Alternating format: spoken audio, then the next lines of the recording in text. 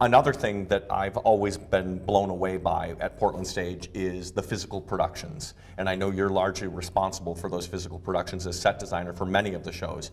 And my brain said, I know what the gist of The Irish and how they got that way is going to be set-wise. I can't wait to see what you do with it.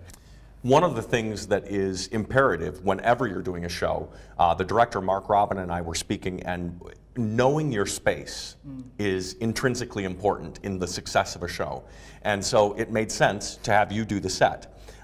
You showed us the white model and we were both blown away. Mark is a big fan of levels. He loves levels, and your set was full of levels, and that excited him a great deal. Can you tell us a little bit about the set? Well, I'll tell you a little bit about the process, which is that I started with some research photos that I think I shared with you all and said, here are different bars, and Mark was really good about talking about the things that he needed, the sort of materials where he wanted things to be, the fact that he did need levels.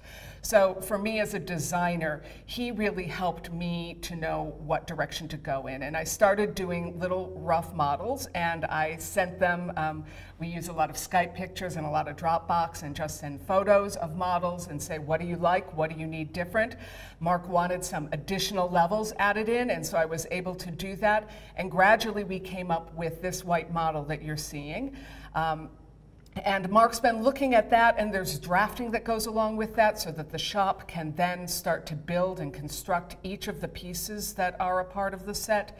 And Mark's looking at the drawings, and he's figuring out how he wants to stage the production. So the other day I had an email from him where he was saying, can we lose one of the tables because I need a little bit more space to do something. And so it's something that's flexible and will continue to change even as we're moving through the rehearsal process. I know one of the things that struck me was when we saw the renderings and the white model, Mark has only been here once in the building.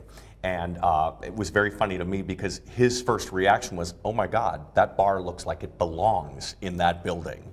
You know, the period of the building, the period of the bar, it feels like it's very congruous. Well, and what's great is our back wall is this giant brick wall. It's a beautiful wall, and it feels so right for this show. So that's an exciting thing. Awesome. It's exciting for us because we're used to doing at Maine State, we're used to doing sort of mammoth musicals, spectacles.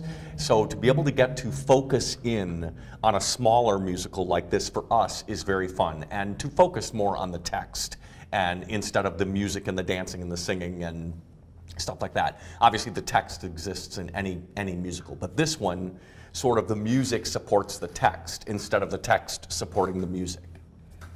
That's great. And from our perspective, it's fairly rare that we get to do a musical. They're hard to do, and you all are the experts at it. And so it's great to be working with such fabulous partners. Awesome. Thank you. You too.